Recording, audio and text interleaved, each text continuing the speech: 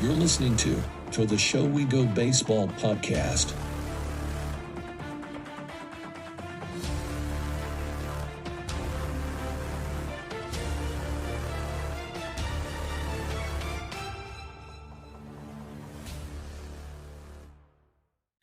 What's going on, everybody? Welcome into episode 24 of To the Show We Go. I have a full house today. It's not Ed Hand today. It is Jamie Gatlin and Chris Henrique with me today. So definitely, it's just like old times, like we used to do. And our guest today is, we were just talking off air. It's our third Mizzou Tiger of the offseason with Josh Lester and Nathan Landry in previous episodes. So if you're a big Mizzou guy listening to this, go listen to those as well. But we have Ian Bedell. Ian, just wanted to see how your offseason was treating you so far. So far, so good. After the season, I took 2 weeks off, went back home for a couple days, then went down to Springfield, Missouri to see my girlfriend, and drove all the way out to Scottsdale, Arizona, where I've been for the offseason. And the second week that I was here, I met my dad in Taos, New Mexico, and drove 8 hours back the other way to have a weekend with him, go hiking and fishing there, and then come back.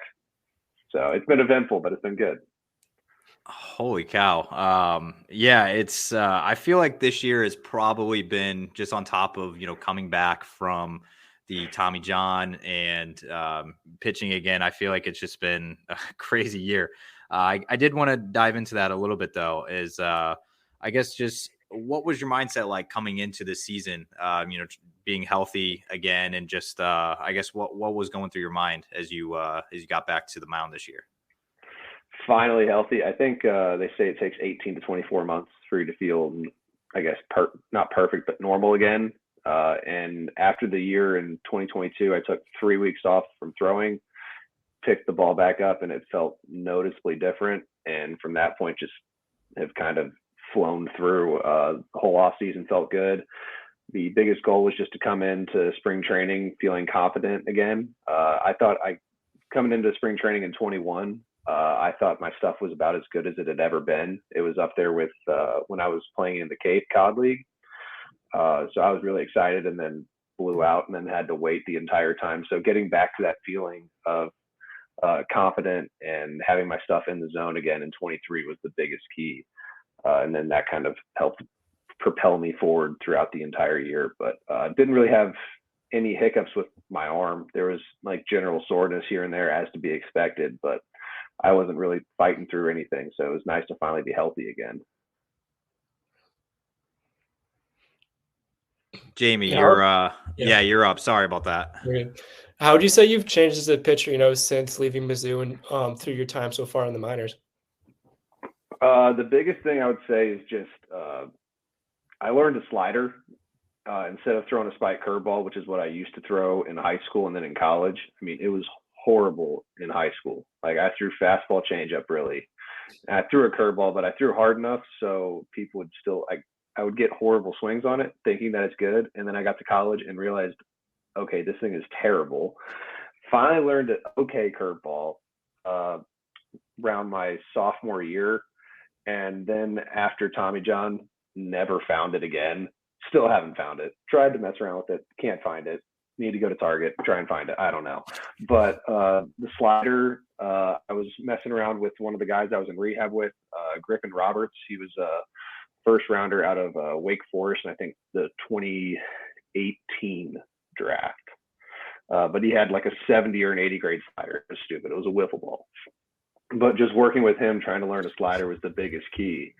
And then just learning a little bit better of pitch sequencing, pitching behind, having to throw some right on right changeups, mix things up.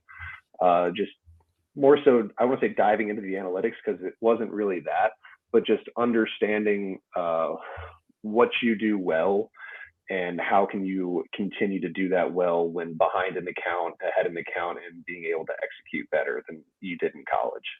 Yeah. Is there anyone in the Cardinals that you've kind of looked to a lot to just help pitching wise, whether it be a coach or some of your teammates? I would say me and my catcher, Jimmy Crooks. He just got drafted out of Oklahoma last year. Since this was my first year really working in the as a pitcher in pro ball, just talking with sequencing and everything like that. Just throughout the game of, hey, why did you throw this certain pitch with this guy, or why did you not go with Rajic's curveball more, stuff like that. Just trying to get a better understanding. Tim Levesque he's our pitching coordinator. He's been helpful. I haven't had a ton of time with him just because he's more so down in Florida and wasn't really like with rehab, like he was there sometimes, but it was just, all right, we need to get you feeling better so that way we can actually get back to work.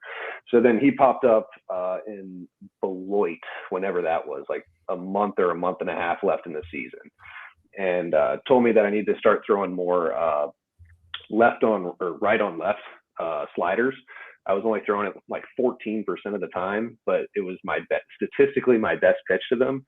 And then the next week I went out in Lake County and threw, I don't know, probably 15 plus right on left sliders and got a ton of swing and misses and got some Ks. But they also threw out 8 of 9 hitters as lefties. So it made it incredibly easy to work on that. Now, I mean, I still gave up a homer on one of them. I hung it. It was bad. Dude, he probably hit it 430 down right center. But regardless, I mean, just little tidbits of that, like information like that, of just learning how we can pitch better and be more effective. And so I guess I actually was going to ask you a question about the slider, but you kind of you went in on your own. So I love that. But did you ever find yourself? So I know you said Griffin was like a big, a person that kind of helped you develop that. Like, was, throughout the year when you were in Peoria, were you just kind of comparing like grips with it just to see if you could mess with velo, anything like that? Like, or was it after Griffin kind of showed you the way, you're like, this is how I'm going to throw it for the rest of the time? So right now I'm not really messing with the grip. I've talked with a few pitching guys, not with the Cardinals, just like off season, like training places. And one of the things that they mentioned is, I've never known this before, but apparently you can be middle finger or pointer finger dominant with pitches. And apparently I'm pointer finger dominant. So shifting over from the slider being on the laces being on the middle finger to the pointer finger is apparently, in theory, going to help me throw it a little harder and spin it better. So I'm going to try messing around with that. We'll see how it goes. But in relation to Peoria, I didn't really mess with the grip at all. Like, Griffin kind of showed me the grip, kind of how to throw it, and then I had to like learn my own cue of how I wanted to throw it. He thought about a ping pong paddle and a ball, of literally trying to create as much spin as possible. And I don't spin the ball like that. He can. I don't have that. So I had to think of, how can I get the same effect with a little different of a cue, and mine was just trying to reach out and touch my partner's right shoulder and spin the ball. So like, he thinks ping pong paddle, I think I got to reach, and I get a little slider, whereas he got a giant one. But hey, it works. Yeah, I learned a lot about that this past year, just being around some guys that had a veteran throwing partner per se in AAA. If they're a young guy, they had a veteran, and he was just like, oh, well, this guy's throwing it this way. And I was able to add like 3 miles per hour on this slider just by gripping it differently. It kind of opened my eyes to just like, everybody kind of throws it a little different, and it could work for some guys, couldn't work for others. So I was curious on that, if you had maybe taken some pointers over the year after you had initially learned it. So that actually leads me to my next question here. And you kind of brought it up a little bit. Did I see you were working out at Cressy this offseason? I have worked out at Cressy's the last, I guess, 2 of the last 3. When I had surgery, I did my rehab at the facility in Jupiter.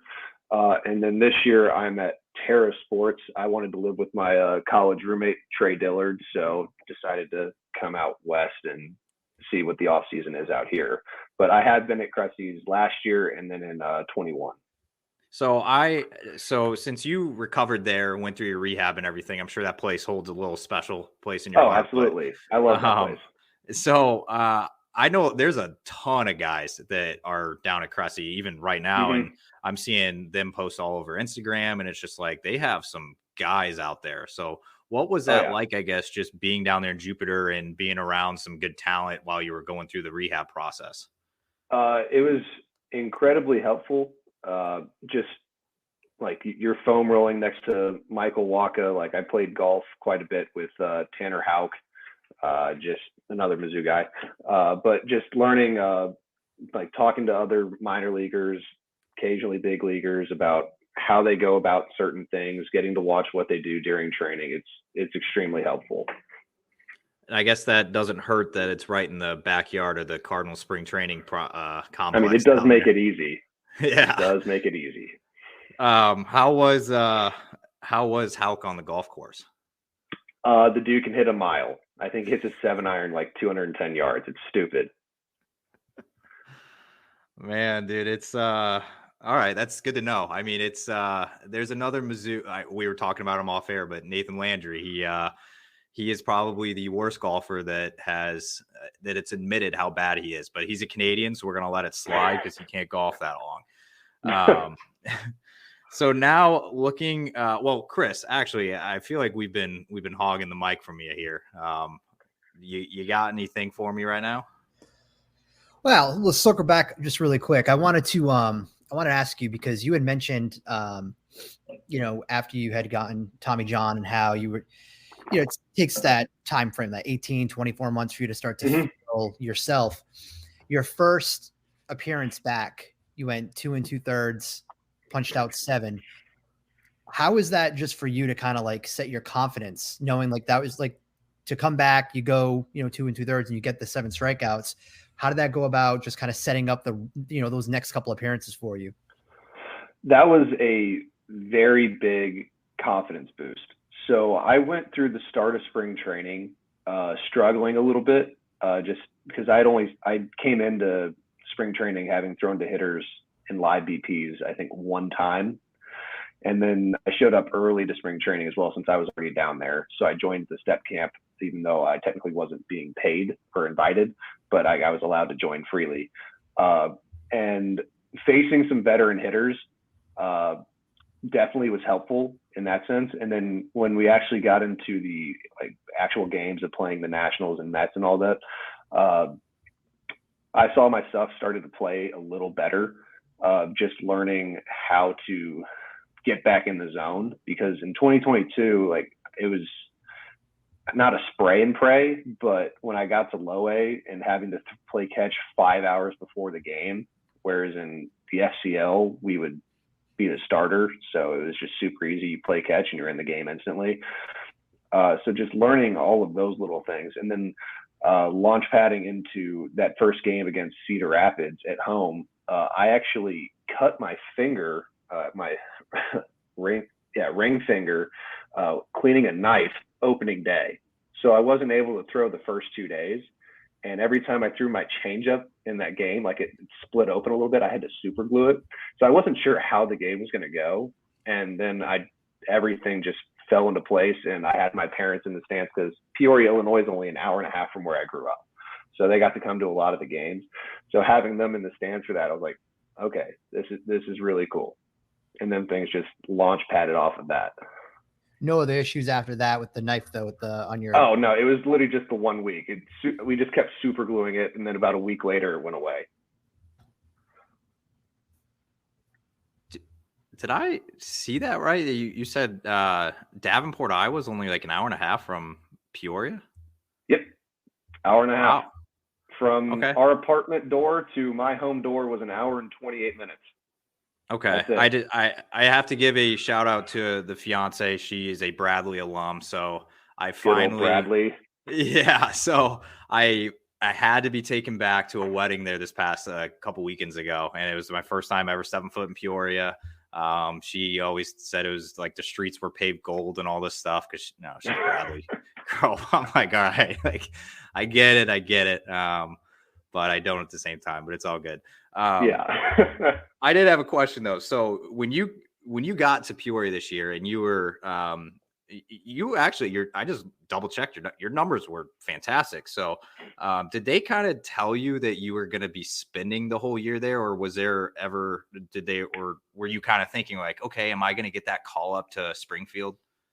About just before the entire time I thought that I was going to be, or have a chance to go up. And then around All-Star break, like I got the news that I was going to be staying there, not directly saying that I was going to be staying there, but like hinting that I would. So that second half, like I kind of full-fledged knew. I couldn't like really say to anybody who's like, oh, when are you going to go up? I was like, I don't know, whatever.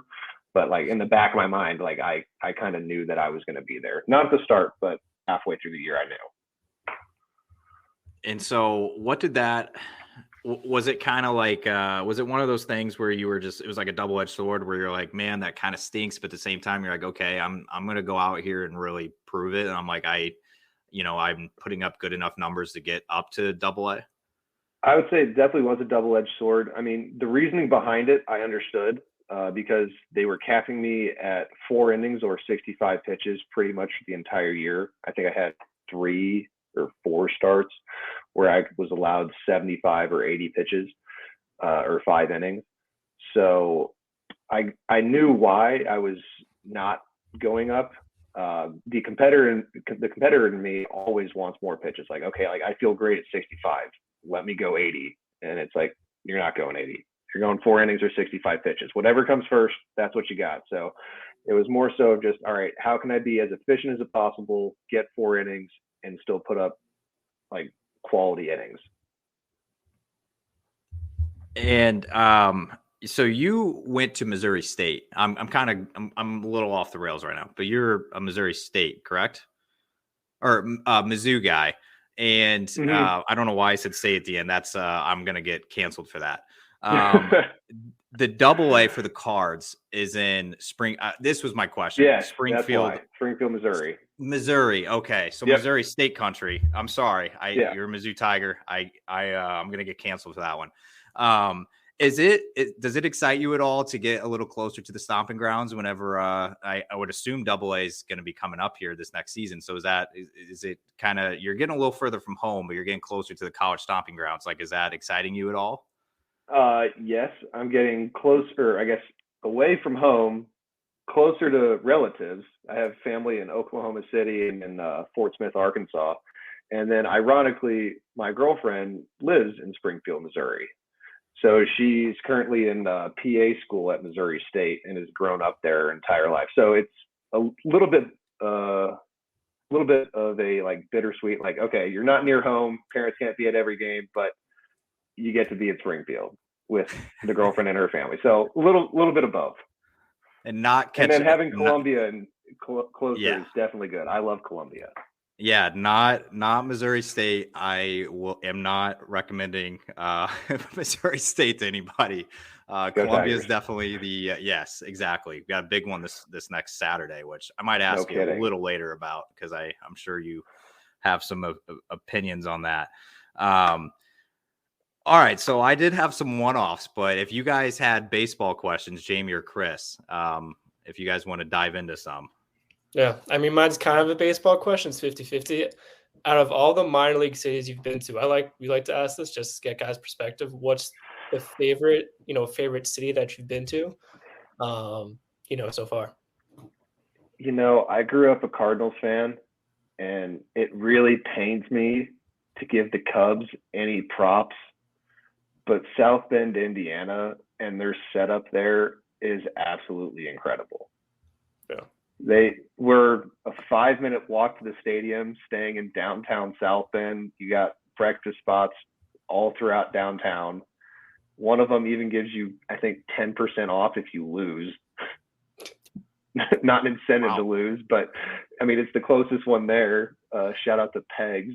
But the clubby, the facility, the stadium, everything's incredible. On Thursdays, they have a senior night, which is for Notre Dame seniors. They sit right behind the bullpen, and it's like dollar beers and dollar dogs. So there's a bunch of drunk guys just behind you, just wanting to talk. None of them even were just like in your ear talking the whole time. They just wanted to talk light. It was hilarious. But South Bend, Indiana, unfortunately, the Cubs definitely was the best city that we played in. And then I'm also partial, not the best city, because Quad Cities, I got to sleep at home for 6 straight days and pet my dog. So that one obviously wins. But if we're going like true setup and we take out like my hometown pride of it, South Bend, Indiana won. Nice. I have to put that on my bucket list. And also, as you said, being a Cardinals fan, what was that like? Go to school in Mizzou and then get drafted by the team you loved watching growing up. Through the draft process, I never thought it was going to be the Cardinals. I thought it was going to be, if I'm remembering correctly, granted this is 4 years ago, it was Royals, Rockies, and Brewers is where I really thought the teams were. Cardinals weren't even in the picture until they were. And then when it finally came around, I was like, absolutely, Cardinals. Let's go. Yeah. So those were. I was gonna say it's. I feel like the Cards aren't really. It's been rare lately for Mizzou guys to end up in that system. I feel like I thought for sure when Tanner Houck was coming out of St. Louis for high school, he got drafted by the Blue Jays, and I was kind of like, man, like I thought the Cards would be all over that, but it is kind of cool though that you got to go to your hometown team. I was gonna ask you about Iowa. There is a guy in the Red Sox system that's from Iowa. You might know the name, Theo Dinlinger. Mm-mm. Okay, I think he's from like a town that's maybe there. I'm gonna say it wrong. It starts with a D. I'm not even gonna say Dubuque. There you go. Okay, that's up by had Wisconsin. a Q in it. Okay. Yeah. He's from there. Away. Okay. He went to Bradley for college baseball, but he's now Okay. in the Red Sox system. And I had asked him at one point, I'm like, what was high school baseball like in Iowa? Like, I don't really, you only hear about college football in Iowa. So like, what was it like, I guess, just playing baseball and sports in Iowa? I have a gripe to pick with Iowa when it comes to baseball because we play in the summer, and that is absolutely stupid to me. I think we're one of like 3 states that do that. I think Wyoming, I don't even know if they have high school baseball anymore. And Wisconsin, I think just transitions into, you could pick spring or summer. And Iowa's the only one that does summer to my knowledge. Maybe Wisconsin still, but yeah, Illinois, which is 5 minutes away, like Moline, Illinois is 5 minutes away from me. Their season opens up in March and our first game is May 25th. Wow.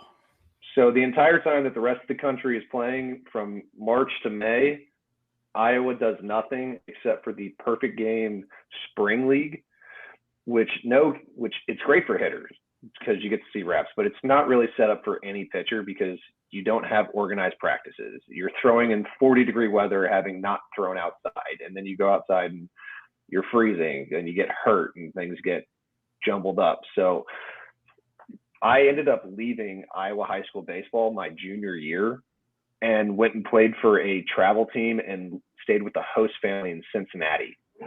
Wow. And then my senior year, I reclassified and went to Missouri early because I wasn't going to have the ability to play in the spring. And when the draft came around, I was going to have 2 starts before the draft actually happened. So it was either, okay, I'm not getting drafted and I'm going to school having had 2 starts and I'm going through winter workouts and missing my entire senior year, or I have 2 starts and I'm showing up to the FCL with less than 10 innings under my belt for the entire year. So it doesn't really pan out great for high school guys that way. But competitively, I would say it's okay. There's obviously, you have a ton of small cities. You can't have these massive cities like Scottsdale, Arizona, where we're at, where my buddy was telling me about how he had 8 Division I guys on his team. I was like, yeah, that doesn't happen. That doesn't happen at all. But it doesn't happen in a lot of places, but no, it doesn't happen in a lot of places. But my high school teams were fairly good. We lost in we call sub-state finals. So there's 48 4A teams. All 48 make the state playoffs. You get broken into 6 subsets of 8, or no, 8 subsets of 6.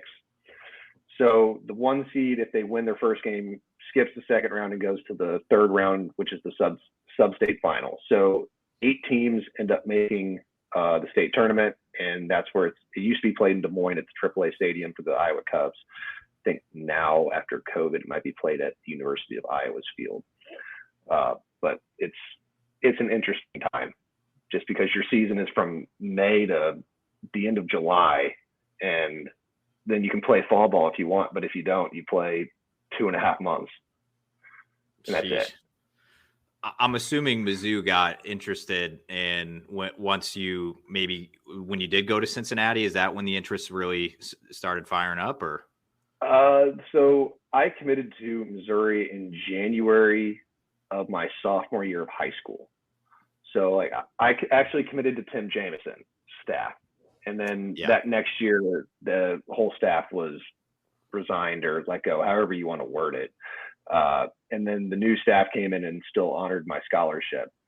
But the interest to come in early started in the fall of my fall of my senior year. So I knew before like October of my senior year that I was going to go early, and our high school runs on block systems. So you take 4 classes each quarter. So a chemistry class is a semester long and an econ class is a quarter.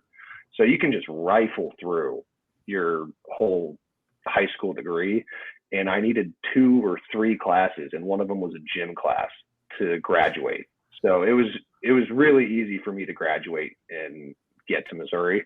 The only difference is I didn't take any AP classes. So I came in with, I think, 3 college credits when I probably could have come in with like closer to 15.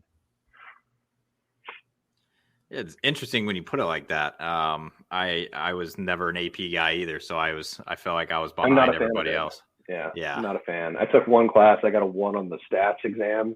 Not a good time. I would not recommend. Not a good time at all. I ended up getting A's in stats in college, but I got a 1 on the AP stats exam. I don't even think I could have ever even gotten close to taking that test. Math was not my thing. I should not have taken the test, but math was my thing, but that test was not. Interesting. Chris, what do you get? You look like you want to. I do. I got something for you. So I wanted to ask you about your time out here. So you played at Wareham when you were at the Cape Cod League. What was just your thoughts on the Cape out here in Massachusetts and your perspective on this area? First thing that comes to mind is my host family, the DeAngelis. They're incredible. Love them. Still talk to them multiple times throughout the year. The baseball was great. The Wareham field was interesting. I've never seen a black infield before. Wow. But it was a lot of fun. That's still the most fun summer I've ever had playing baseball through growing up and all the way probably even to now. I mean, just being on the Cape was incredible. And the lobster rolls and clam chowder wasn't half bad either. I was going to ask you. That was going to be my next question, was the food. We usually ask players about their food experience, whether it's at the ballpark or wherever they're playing at. Did you get any opportunity to get outside the Cape, and did you get a chance to make your way out to like Boston or anything along those lines to kind of take in that We played one time in Boston. We played at some high school field, and then also we had the pro day or whatever at Fenway. So just a very limited amount of time in Boston, and then one of the games for some reason we played in Hartford, Connecticut, at the Yard Goats Stadium, and that was a home game for us, even though we had to drive like 2.5, 3 hours, whatever it is, to Hartford. Great stadium. Nice. I don't know why we went there though. Nice. But the stadiums were interesting, but the baseball was awesome and it were incredible. All right, Andrew, I think we're ready for the random questions, the one-offs, as we like to do towards the end. Well, you know that the first question is going to be the most controversial, but there is a right answer for this question, and I'm hoping with you being a Mizzou guy that you have been there at least. I know there's no locations in Iowa, but we're gonna see here. All right. So my first question here, and it's the most important. What is your go-to fried chicken fast food place? I mean, fried chicken. I'm counting out Popeyes. So it's either Cane's or Chick-fil-A, and I don't really know if you can count Chick-fil-A as a fried sandwich, so I'm going to go with Cane's. I don't think that's the answer Andrew was looking for. It's not the answer. I think Canes. The only other one that I can think of that's not in Iowa, that's in Columbia, is Slim's Chicken. Oh, is that what you're looking for? No. I was about to say that's the only one I can think of. You never went to Zaxby's in Columbia? I'm not a Zaxby's guy. Oh man. I support everything Ian just said. Let the record show. I think those were the right answers. Not a Zaxby's guy. Can I ask why? I don't like the breading. It's like too crunchy for me. I want like the batter, not the super crunch. So how I love Canes, and I will never talk bad on Canes at all. But how can you hate or not hate it, but just not be a Zaxby's guy, but you can be a Canes guy? They're almost the same thing. Because the bread is 10 times better. Man, that didn't go the way I wanted it to go. Josh Lester is a Georgia guy. He's a Mizzou guy, and he said Canes or Zaxby's. He said Zaxby's, and there's two Zaxby's in Columbia. The one that's I think it's off of University Boulevard is the better one. The other one's kind of like off campus, tucked away a little bit south. Mm-hmm. It's like south. I know that one. Yeah, it's like right next to a hotel, and there's some other stuff there. Yeah. He said that one was like the one to go to. He said the other one was terrible, apparently. Which I only went to that one by the hotel. I don't even know what the other one is. I just know by the hotel. Okay. Canes. I don't hate Canes, but Popeyes and Chick-fil-A was allowed in that too. I consider that fried chicken. I mean, it kind of is. I'm not a huge Popeyes guy either. I've only had it 2 or 3 times, and one of them was at an airport, so probably not the best reasoning to throw it out, but wasn't a fan of it as much. Yeah. Okay. Second question. If I ever found myself in Iowa, which I'm not sure when or if ever that'll ever happen, where would I find seafood at? Like good seafood. God. Oh, dude, I don't know. Your grocery store. Like if you're going out here, you want a restaurant. I mean, and it can't be Red Lobster. No. And the sad thing is the only other thing I can think of is Joe's Crab Shack, which is not it either. I don't know. You're better off with a mom and pop, whatever city you're in, looking up seafood, because I can't think of a chain that is like really good seafood. It's hard. So did you ever order seafood out anywhere growing up? Like, did you think, Joe's Crab Shack was the real stuff? I mean, I would get salmon or catfish, but I wouldn't count catfish as seafood, but salmon, yeah. Okay.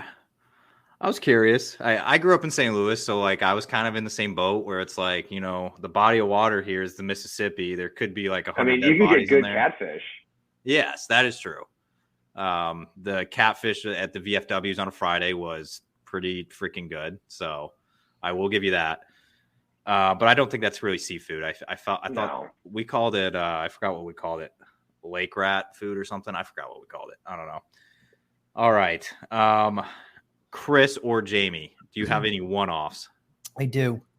So, I get a few, but I'll start with this. So, Halloween in the books. Did you happen to go out for Halloween? Did you do a costume? If not, have you done one in the past? And what was probably your most outside the box Halloween costume? I'm a homebody, so I was at home, did not go out at all. But best Halloween costume was so every year at the zoo, Coach Beezer would do a Halloween party at his house, and best costume would win a certain thing.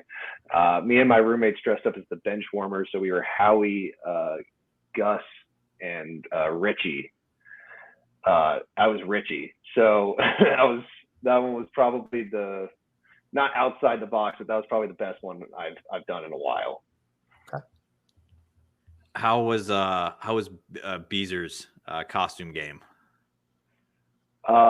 He always did something with his wife. So I remember one time that he was like Batman, and then another year, I can't remember the movie about the women playing baseball, MLB baseball. League of Their Own? What is it? Yeah, League of Their Own. One year they wore costumes of League of Their Own. So they weren't bad, but he always did a couple's costume. Okay. I didn't know what to expect. I always thought Beezer was super cool. And obviously all the players loved him. But that actually, I wanted to ask you a little bit about that too. And I guess my first part of this next question is, does it like kind of excite you? And I know we were kind of talking about it a little earlier and even off air of, a lot of the Mizzou guys being around and with guys being drafted this past year, like Luke Mann and a few other guys. Like, has it been exciting just seeing, a lot of Mizzou talent coming into professional baseball? It definitely is. I mean, it's not just so much Mizzou. I mean, obviously you want all of your teammates, but just everywhere you go. You play summer ball. I played in La Crosse, Wisconsin, and I played out in Wareham. So just seeing all the guys that get their chance in pro ball is great. So like, I still keep up to date with like Connor Ash, like on a weekly or every other week basis. My roommate Trey Dillard just signed with the Phillies, Luke Mann. So just everybody that's in pro ball, it's great, especially when it's Mizzou. But just all of your buddies in general is where you love to see it. So like Brandon fought for the Diamondbacks. He started Game 3 against Scherzer. Like we played with him in the Cape. So getting to watch those games is like, wow, this is cool. Or Bryce Elder making his first All-Star game this year for the Braves. So it definitely is cool seeing it. Mizzou guys get their chance, but just everybody that you've ever played with as well. Yeah, and also shout out Max Scherzer as well. And Ian Kinsler for the special advisor. Yeah. It was rings.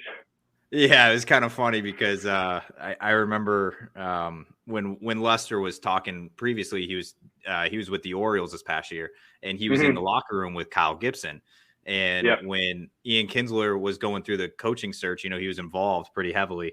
He would call Kyle Gibson, and Lester just got to be kind of a part of it. He was kind of just like, because they were in the locker room together, and they were always talking about like, oh, like what are they going to do for coach and everything. And Gibson was heavily involved with Kinsler on the search committee thing. So it was kind of cool that they were involving like some of the veterans, some of the guys that put Mizzou on the map for the most part. So I thought that was actually really cool that they did that. And I think Carrick is the man. So definitely excited about that.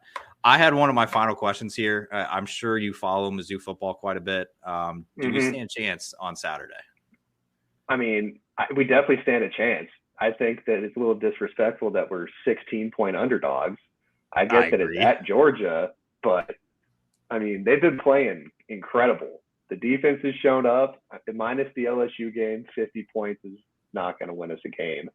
But if we can make it a little bit of a dogfight of like 24, 27, 31, 27, something like that, I like our chances. I agree, man. I looked at the line today and it was 15, and I'm like, you got to be kidding me. Like, are we not like 12th in the college football playoff ranking right now? Like, you got to be kidding me, is right. STP, man, I love that. I love what Drinkwitz is doing. I absolutely, I'm convinced we're going to win that game, which is going to probably backfire, but it is what it is. It's the life of you got to have the fandom. I'm excited for the basketball season here starting on Monday. Oh, that's right. College basketball. Yeah, college basketball starts on Monday. I kind of forgot about that. Snuck up on me here. All right, Chris, Jamie, I got one baseball question left to kind of end it. So do you guys have emptying the bench here? Do you got any final thoughts? I got kind of one off, which isn't nearly as much as the fried chicken one. And one more baseball one. Just the one off would be if you weren't playing baseball. I know you said lacrosse, but what sport would you be playing if it wasn't baseball? Golf. I'm okay. I didn't play a lot as a kid. I played probably 3 or 4 times a year, but as a pitcher, and that was the giant perk of Peoria, is we had 2 golf courses that would let us play for free. So I'd be like, hey, I want a tee time for 9:00 today. We're like, all right, see you soon.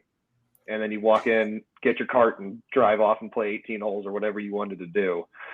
So I got a lot better because of that, but I would throw my time into golf for sure. That's nice. I think I did golf a couple of weeks ago here, and there's a group behind us, and it got to the point where I just stopped hitting. And I was like, you guys get your stuff done. I'll go after you. You can play through. Come on. Yeah, I was like, I have nothing to do today. You guys just go. Then my last one would be, if you could pick one, baseball memory, whether it's from the minors, from college, what would be your favorite or what stands out the most? easily pitching at home, getting to pitch in Quad Cities this year. So the first time I came back, I think I handed out or like wrote down like 56 names for tickets.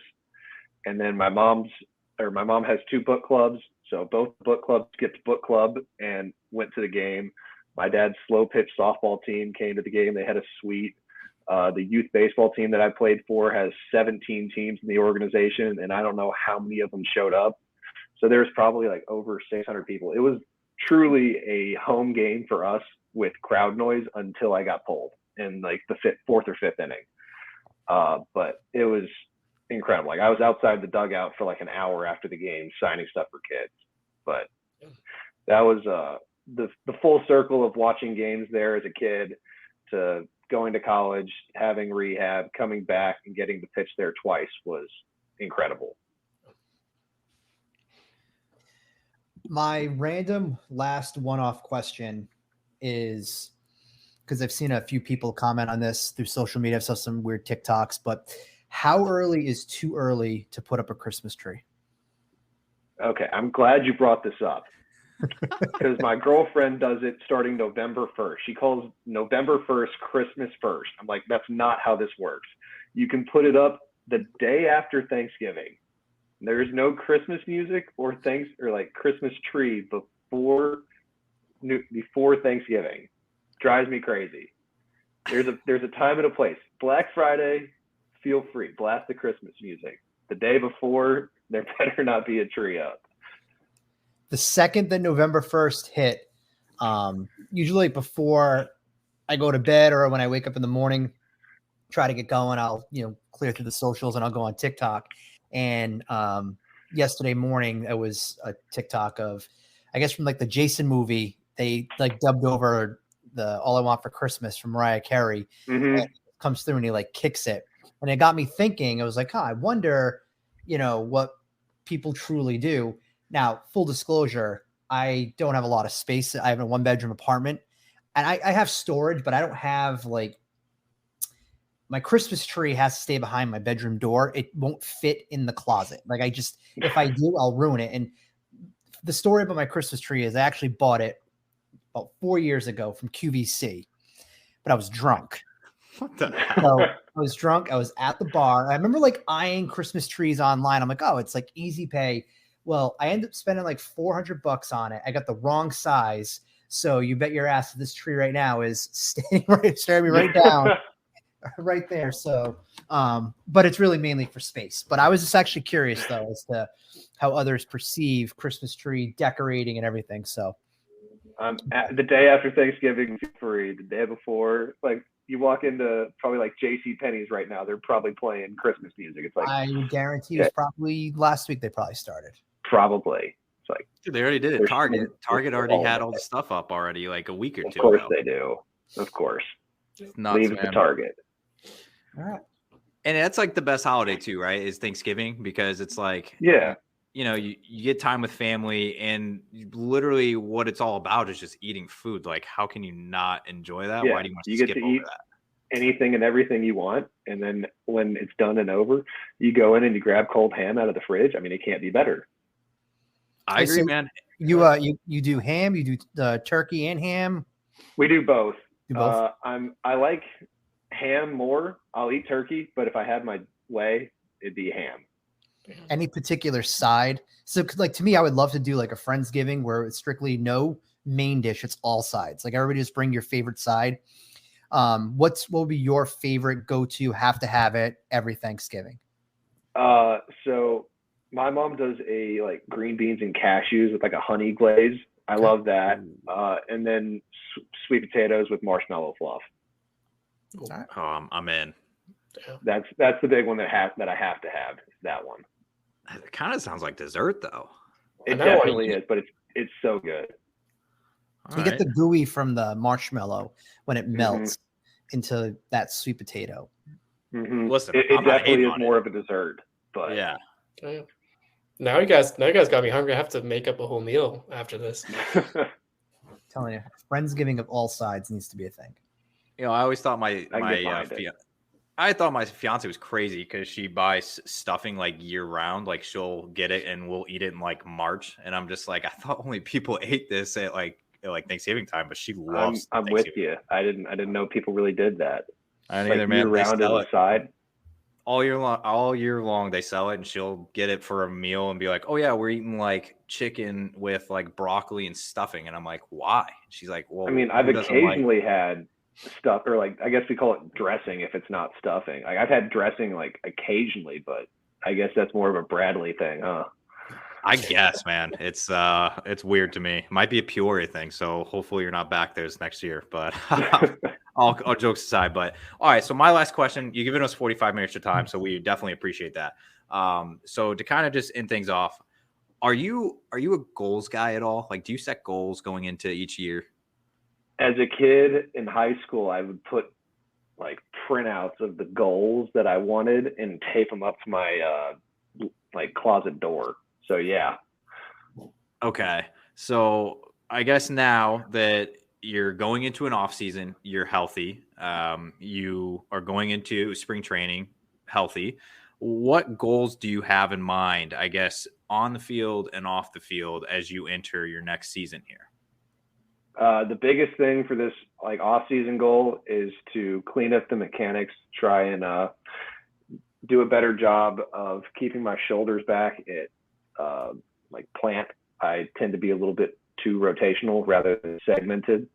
So trying to clean that up, help keep the arm healthy. And the biggest goal is to try and add some velo to the slider. I'd like it to be in like the 84 to 87 range, whereas this year it was 82 to 85. And I think just having a year under my belt with it and being more comfortable, being able to throw it a little bit harder should be a realistic goal. And then hopefully this grip change or manipulation, whatever you want to call it, can also help it as well. Well, I definitely will be looking out for you whenever the spring training comes around, and we appreciate the time, giving us 46 minutes of your time. So definitely appreciate that, and we're gonna be looking forward to seeing you hopefully in Springfield, Missouri, as we start the 2024 year. So Ian, thank you so much for your time. Thank you, guys. Thank you.